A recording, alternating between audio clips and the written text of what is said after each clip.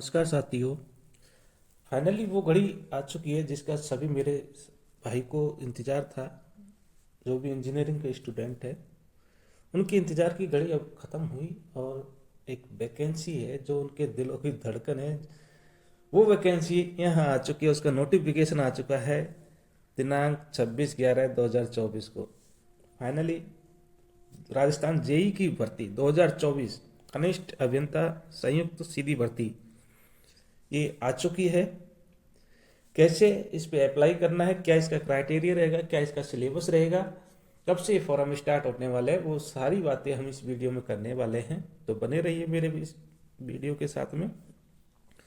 बातें करते हैं एक एक करके बिना कोई टाइम वेस्ट किए हुए। सबसे पहले ये बात करेंगे कि ये भर्ती किस किस डिपार्टमेंट में आई हुई है। तो देखिए यहाँ पे एक लिस्ट दे रखी है जिसमें डिपार्टमेंट्स बताए गए हैं कि किस डिपार्टमेंट में कितनी वैकेंसी है, कौन से इंजीनियरिंग स्टूडेंट इसमें फॉर्म अप्लाई कर सकते हैं। पहले नंबर पे यहाँ दी हुई है सार्वजनिक निर्माण विभाग, क्योंकि पीडब्ल्यूडी में यहाँ सिविल के स्टूडेंट भर सकते हैं। सिविल डिग्री हो या डिप्लोमा हो, दोनों ही स्टूडेंट यहाँ फॉर्म अप्लाई कर सकते हैं। कुल पद देखा जाए तो डिग्री के 36 पद हैं, जबकि डिप्लोमा के पद 8 ही पद हैं, यानी डिग्री के पद यहाँ ज़्यादा है। इलेक्ट्रिकल के भी पद हैं, यानी कि जो इलेक्ट्रीशियन से जिन्होंने डिग्री कर रखी है उनके लिए भी यहाँ बेनिफिट होने वाला है। 23 वैकेंसी इस पीडब्ल्यूडी डिपार्टमेंट में आई हुई हैं। दूसरा जो डिपार्टमेंट है जल संसाधन विभाग, WRE वाटर रिसोर्स डिपार्टमेंट। इस डिपार्टमेंट के अंदर सिविल और इलेक्ट्रिकल इनकी वैकेंसी अच्छी खासी है। इलेक्ट्रिकल की तो थोड़ा कम है, इलेक्ट्रिकल की इसमें है ही नहीं है, इसमें मैकेनिकल डिपार्टमेंट आ जाता है। सिविल में 101 गैर अनुसूचित क्षेत्र में है और अनुसूचित क्षेत्र में 28, यानी कि टोटल 129 वैकेंसी सिविल की WRE के डिपार्टमेंट में है। यानी कि पीडब्ल्यूडी के कंपैरिजन में देखा जाए तो WRE डिपार्टमेंट में वैकेंसी थोड़ी ज़्यादा है। डिप्लोमा का वैकेंसी 112, लगभग डिग्री वालों के बराबर ही डिप्लोमा की वैकेंसी है। जबकि जो यांत्रिक यानी कि मैकेनिकल डिपार्टमेंट है इसमें वैकेंसी थोड़ी कम है, 4 और 10 वैकेंसियां देखने को मिलती हैं। अगला जो डिपार्टमेंट है जल स्वास्थ्य अभियांत्रिकी विभाग, यानी कि PHED डिपार्टमेंट, जो कि पानी की सप्लाई करता है। इसमें भी जेई की वैकेंसी है, लेकिन यहाँ जेई की वैकेंसी डिग्री और डिप्लोमा में देखा जाए तो डिप्लोमा की वैकेंसी यहाँ ज़्यादा देखने को मिलती है। 141 वैकेंसी बहुत अधिक मात्रा में डिप्लोमा की वैकेंसी है, जबकि डिग्री वालों की वैकेंसी यहाँ 17 ही है। तो यहाँ पर डिप्लोमा वालों को थोड़ा सा फायदा होने वाला है, ये बात में आप ध्यान रखिए। इसके अलावा मैकेनिकल और इलेक्ट्रिकल की वैकेंसी भी इस डिपार्टमेंट में है, जो कि बहुत ही नगण्य मात्रा में 10 वैकेंसियाँ हैं, डिग्री हो चाहे डिप्लोमा हो। यानी कि PHED डिपार्टमेंट है, इसमें डिप्लोमा वालों को थोड़ा ज़्यादा बेनिफिट होने वाला है, क्योंकि डिप्लोमा की वैकेंसी डिग्री के बजाय थोड़ी ज़्यादा है। अगला जो डिपार्टमेंट है स्वायत्त शासन विभाग, यहाँ सिविल की वैकेंसी भी है और दूसरा डिग्री और डिप्लोमा दोनों ही वैकेंसी हैं। सिविल के अलावा और कोई वैकेंसी यहाँ नहीं देखने को मिल रही है। आगे जो मैं डिपार्टमेंट बताऊंगा इसमें सिविल वालों को ज़्यादा बेनिफिट होने वाला है। तो स्वायत्त शासन विभाग में डिग्री वालों की वैकेंसी 58 और डिप्लोमा वालों की वैकेंसी 14 है। यहाँ भी डिग्री वालों को थोड़ा सा बेनिफिट होने वाला है। राजस्थान राज्य कृषि विपणन बोर्ड, इसमें सिविल डिग्री वालों की वैकेंसी 6 है, जबकि डिप्लोमा वालों की वैकेंसी 22 है। तो यहाँ डिप्लोमा वालों को फायदा होने वाला है, क्योंकि डिप्लोमा वालों की वैकेंसी यहाँ ज़्यादा है। पंचायती राज डिपार्टमेंट, जो कि काफ़ी समय से इंजीनियरिंग स्टूडेंट वेट कर रहे थे कि पंचायती राज में जेई की वैकेंसी आएगी या नहीं आएगी, तो इन्हीं वैकेंसी को पंचायती राज वैकेंसियाँ को भी इसमें शामिल कर दिया गया है। बहुत अधिक मात्रा में यहाँ वैकेंसियाँ देखने को मिल रही हैं। 281 डिग्री वालों की वैकेंसी है सिविल वालों की, जबकि 185 वैकेंसी डिप्लोमा वालों की वैकेंसी यहाँ देखने को मिलती है। तो ये थी वैकेंसियाँ डिग्री और डिप्लोमा वालों की, यानी कि कहीं तो डिग्री वाली वैकेंसी ज़्यादा है और कहीं डिप्लोमा वाली वैकेंसी ज़्यादा है। ओवरऑल देखा जाए तो लगभग डिग्री और डिप्लोमा वालों की वैकेंसी इक्वल ही है, यानी कि दोनों प्रकार के स्टूडेंट को, जिन्होंने डिप्लोमा कर रखा है और जिन्होंने डिग्री कर रखी है, उनको बेनिफिट होने वाला है। और साथ ही साथ ये बताएं कि जो फॉर्म है कि डिग्री वाले जिन्होंने डिप्लोमा भी कर रखा है, यहाँ दोनों कैटेगरी में वो फॉर्म अप्लाई कर सकते हैं नहीं कर सकते, इसके बारे में भी अभी हम बताने वाला हूँ। इसके लिए देखो यहाँ कुछ इंस्ट्रक्शन दिए हुए हैं। वो क्या इंस्ट्रक्शन है? यदि कोई भी अभ्यर्थी है अलग अलग संवर्ग के लिए आवेदन करना चाहता है, यानी कि यहाँ कास्ट के हिसाब से दे रखा है कि कोई भाई ST SC का है, जनरल कास्ट का है, तो कोई भी व्यक्ति जनरल कास्ट में अप्लाई कर सकता है। तो यदि कोई व्यक्ति जैसे OBC का है वो जनरल के लिए अप्लाई कर सकता है, तो ऐसा करने के लिए उसको अलग से फॉर्म भरना होगा। उसी फॉर्म में कोई भी कैटेगरी एनालाइज नहीं की जाएगी, यानी कि जिस कैटेगरी के अंदर फॉर्म भर रहा है तो उसी कैटेगरी में वो कंसिडर किया जाएगा। यदि वो अलग कैटेगरी के लिए फॉर्म भरना चाहता है तो उसके लिए अलग से फॉर्म अप्लाई करना पड़ेगा। इसके अलावा यहाँ पे मेरिट लिस्ट बनेगी और उस मेरिट लिस्ट के अकॉर्डिंग ही यहाँ अभ्यर्थी को प्राथमिकता दी जाएगी, यानी कि कैटेगरी वाइज, जैसे ST में कितनी वैकेंसियाँ हैं, SC में कितनी वैकेंसियाँ हैं, OBC में कितनी वैकेंसियाँ हैं। तो कोई भी व्यक्ति जैसे कि ST SC की बात करें तो ST में उसकी मेरिट लिस्ट बनेगी। ये नहीं कि उसको कॉमनली एक जगह सारे जो कैटेगरी वाइज स्टूडेंट है सबको एक जगह कर दिया जाएगा, ऐसा नहीं है। कैटेगरी वाइज मेरिट लिस्ट बनेगी और जो भी मेरिट लिस्ट जनरल कैटेगरी को क्रॉस कर रहा है तो वो जनरल में कंसिडर किया जाएगा, न कि उसकी अपनी खुद की जो कैटेगरी है जैसे कि ST SC है उसमें वो कंसिडर किया जाएगा। इसलिए जो जनरल की कट ऑफ है वो बहुत ज़्यादा हाई जाती है, क्योंकि अदर कैटेगरी के स्टूडेंट भी उसमें शामिल कर लिए जाते हैं। बाकी के ऑनलाइन फॉर्म की प्रक्रिया आप खुद जानते हो। ये ऑनलाइन फॉर्म कैसे भरा जाता है? यहाँ जिन्होंने OTR रजिस्ट्रेशन नहीं कर रखा उनके लिए फीस अप्लाई करनी पड़ती है, यानी कि पहले उनको OTR रजिस्ट्रेशन करना पड़ेगा, उसके बाद में वो फॉर्म अप्लाई कर सकते हैं। लेकिन जिन्होंने OTR रजिस्ट्रेशन कर रखा है उनको यहाँ कोई भी पेमेंट नहीं देना है, सिर्फ यहाँ पे OTR रजिस्ट्रेशन नंबर जो ऑलरेडी वहाँ से पिकअप कर लेगा उसके बाद ही यह फॉर्म अप्लाई करना है। यानी कि वन टाइम रजिस्ट्रेशन जिन्होंने कर रखा है उनको कोई चार्जेस नहीं देने पड़ेंगे, लेकिन जिन्होंने अभी भी वन टाइम रजिस्ट्रेशन नहीं किया है उनको यहाँ चार्जेस देने पड़ सकते हैं। उनको पहले OTR रजिस्ट्रेशन कराना पड़ेगा, उसके बाद ही वो फॉर्म अप्लाई कर सकते हैं। ये फॉर्म आप किसी मित्र के द्वारा भी करा सकते हैं और साथ ही साथ आप अपने मोबाइल से या अपने पास कोई कंप्यूटर या लैपटॉप है उसके द्वारा भी आप ये फॉर्म अप्लाई कर सकते हैं, कोई दिक्कत नहीं है। लेकिन यहाँ जो याद रखने वाली बात है फोटो की, फोटो 1 माह से अधिक पुराना नहीं होना चाहिए, यानी नवीनतम फोटो ही लगाना पड़ेगा। हो सकता है आपका जो फोटो कई बार क्या स्टूडेंट है जो पुराने फोटो लगा देते हैं क्योंकि उनके पास नया फोटो नहीं होता है, लेकिन यहाँ ऐसा नहीं चलेगा। आपका फोटो 1 माह से पुराना नहीं होना चाहिए। और इसके अलावा फोटो का जो बैकग्राउंड है वो हल्का वाइट होना चाहिए, न कि किसी कलरफुल, जैसे कोई डार्क कलरफुल वाला फोटो अप्लाई कर देते हैं तो वो यहाँ पे नहीं चलेगा। आपको हल्का बैकग्राउंड यानी कि वाइट बैकग्राउंड हो या हल्का बैकग्राउंड हो, ऐसा फोटो होना चाहिए और 1 माह से पुराना फोटो नहीं होना चाहिए। ठीक है, कोई भी चश्मे वगैरह लगाए तो उसको नहीं होना चाहिए। इसके अलावा जो विजिबल मार्क है उसको भरना जरूरी है, यानी कि आपने देखा होगा कि जो भी फॉर्म अप्लाई करते हैं उसमें लास्ट में उसमें बॉडी पर कोई मार्क होता है उसको भरना पड़ता है, तो विजिबल मार्क भी यहाँ भरना पड़ेगा, ये भी नेसेसरी है। ठीक है, बाकी सारी प्रक्रिया आप जानते हैं क्योंकि आपने पहले फॉर्म भरे हुए हैं। OTR जिन्होंने नहीं किया है उनको OTR करने के लिए एक तो जो मार्कशीट है 10वीं की मार्कशीट यहाँ वैलिड होती है, क्योंकि 10वीं की जो मार्कशीट है उसमें डेट ऑफ बर्थ होती है।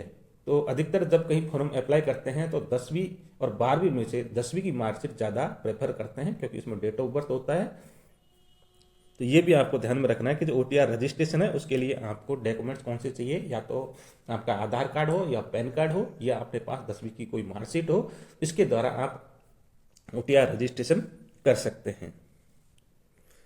तो जल्दी से ये OTR रजिस्ट्रेशन कर लीजिए। ये आप घर पे खुद भी कर सकते हैं या फिर किसी ई मित्र वाले के पास में जाकर कर सकते हैं। अब बात करते हैं कि ये जो फॉर्म है ये अप्लाई कहाँ से होगा। तो आप सभी जानते हो कि RSMBC के जो सारी फॉर्म हैं SSO ID से भरे जाते हैं।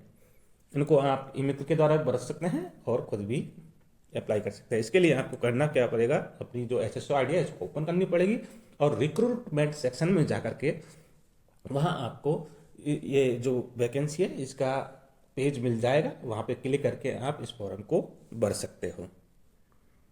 फिलहाल इसका ये नोटिफिकेशन है, इसका जो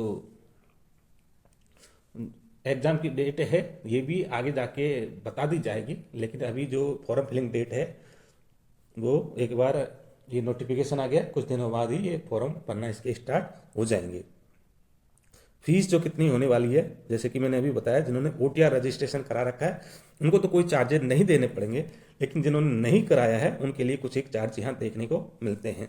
जैसे कि जो सामान्य वर्ग के स्टूडेंट हैं उनको 600 रुपये यहाँ देने पड़ेंगे, जबकि नॉन क्रिमिनल यानी कि OBC के नॉन क्रिमिनल स्टूडेंट हैं उनके लिए यहाँ 400 रुपये देने पड़ेंगे, और जो भी दिव्यांगजन है उनके लिए भी 400 रुपये यहाँ देने पड़ेंगे। तो ये थी फॉर्म फीस के बारे में। और जिन्होंने पहले से ही OTR रजिस्ट्रेशन करवा रखा है उनको यहाँ कोई चार्जेस देने नहीं पड़ेंगे। ये सिर्फ OTR के ही चार्जेस लिए जा रहे हैं, फॉर्म भरने के लिए कोई चार्जेस यहाँ नहीं देने पड़ेंगे। चलते हैं आगे।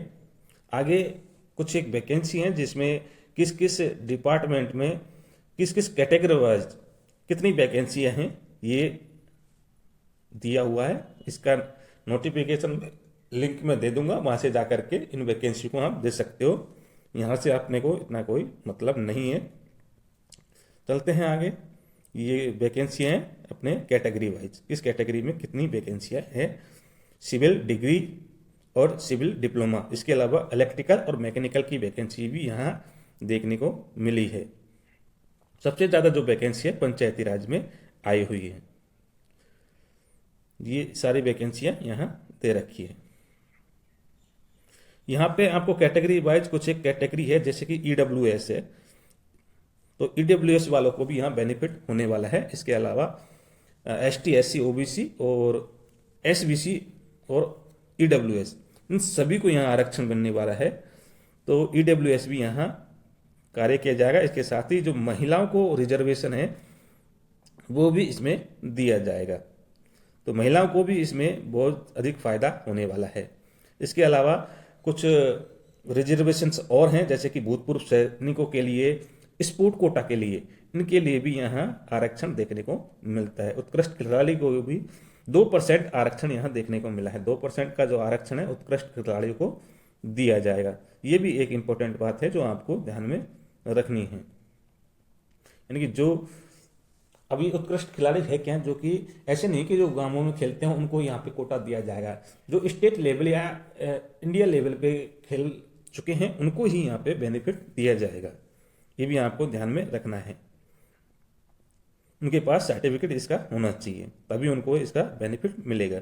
इसके अलावा दिव्यांग जनों की बात करें तो दिव्यांग में आपका कुछ एक कैटेगरी है जो आती हैं, जैसे कि ब्लाइंडनेस आती है, हियरिंग इम्पेयरमेंट यानी कि जो आँख से मतलब जिसको कम दिखाई देता है, कान से कम सुनाई देता है। इसके अलावा उसमें कोई एसिड अटैक हो चुका है वो इसके अंतर्गत आ जाएगा।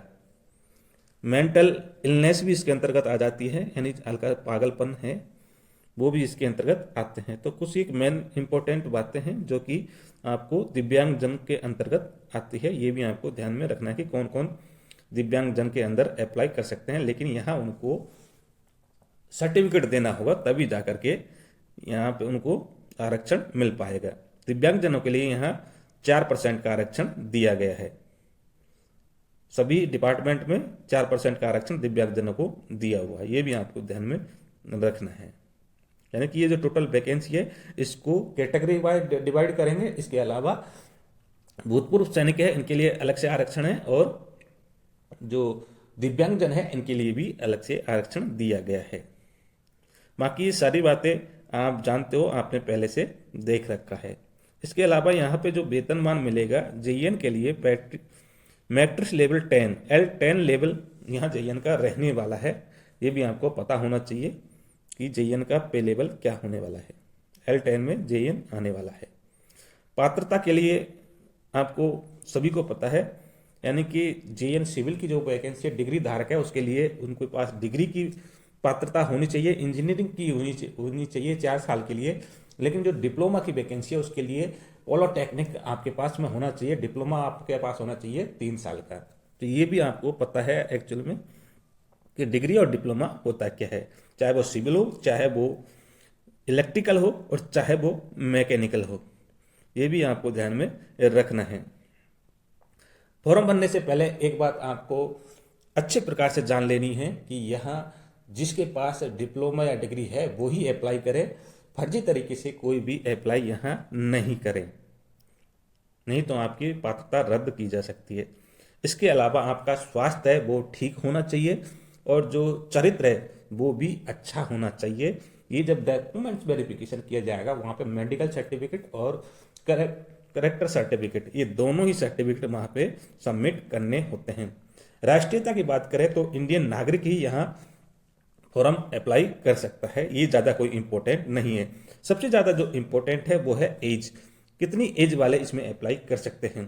तो एज की काउंटेशन यहाँ 1 जनवरी 2025 को काउंट की जाएगी, और 2025 को वो 18 साल की आयु हो जाना चाहिए। ये तो मिनिमम आयु है, और मैक्सिमम आयु उसकी 40 वर्ष होनी चाहिए। ये आपको ध्यान में रखना है, मिनिमम 18 और मैक्सिमम 40। इसके अलावा यहाँ आयु में छूट दी जा सकती है कैटेगरी के हिसाब से, अलग अलग डिपार्टमेंट में कैटेगरी के हिसाब से आयु में छूट दी जाती है, और कितनी छूट मिलेगी ये भी मैं आपको यहाँ बताने वाला हूँ। जो सामान्य वर्ग के स्टूडेंट हैं यानी कि जनरल कास्ट है, इसमें महिलाओं को 5 साल की छूट दी जाएगी, जबकि ST SC OBC और आर्थिक रूप से जो कमजोर पुरुष अभ्यर्थी हैं इनको भी 5 साल की छूट दी जाएगी। लेकिन ये छूट सिर्फ राजस्थान के निवासियों को दी जाएगी, राजस्थान से बाहर वाले लोग जो इसमें अप्लाई करते हैं उनको ये छूट नहीं दी जाएगी। ये भी आपको ध्यान में रखना है, सिर्फ राजस्थान वालों के लिए ये बेनिफिट होने वाला है। कितनी साल की ये छूट दी जाएगी? 5 साल की।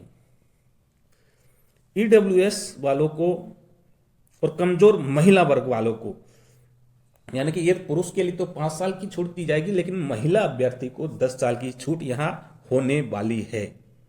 ये भी आपको ध्यान में रखना है। एक बात और यहां पे दी गई है जो कि इंपॉर्टेंट हो सकती है कि इस सेवा में किसी पद के लिए अस्थायी नियुक्त व्यक्ति अगर प्रारंभिक नियुक्ति के समय आयु सीमा में थे और उन्हें आयु सीमा में समझा जाएगा, चाहे वे विभाग के समक्ष आखिरी उपस्थिति जो समय को पार कर चुके हैं, उनकी प्रारंभिक नियुक्ति के समय वो पात्र थे तो उन्होंने 2 अवसर दिए जाएंगे। इसका मतलब ये है कि जो अस्थायी रूप से इन डिपार्टमेंट में काम कर रहे हैं और वो फॉर्म अप्लाई करना चाहते हैं, तो जब से वो इस डिपार्टमेंट में अस्थायी रूप से काम कर रहे थे उस समय यदि वो एज के अंदर थे तो वो भी इसमें अप्लाई कर सकते हैं, उनको कोई प्रॉब्लम नहीं है, चाहे वो अभी इस एज को पार कर चुके हों। ये था जो पहले से ही उसमें अस्थायी रूप से काम कर रहे थे उनके लिए। एनसीसी कैडेट को भी यहाँ कुछ बेनिफिट होने वाला है, उनको अधिकतम 3 वर्ष की आयु में छूट मिलने वाली है, यानी कि कुल मिलाकर के 40 वर्ष तो इसकी मैक्सिमम आयु है ही है। इसके अलावा उनको 5 साल का और बेनिफिट होने वाला है, जबकि महिलाओं के लिए 10 साल का बेनिफिट होने वाला है, यानी कि पुरुष 45 साल के इसमें अप्लाई कर सकते हैं, जबकि महिला वर्ग 50 साल के होने के बाद भी इस डिपार्टमेंट में फॉर्म अप्लाई कर सकती है। ये थी एज के संबंधित जानकारी। पेंशन राज्य सरकार के अनुसार दी जाएगी। विवाह जिनका हो चुका है तो वो भी यहाँ विवाह सर्टिफिकेट जो डॉक्यूमेंट्स वेरिफिकेशन होगा वहां पे आपको लगाना है।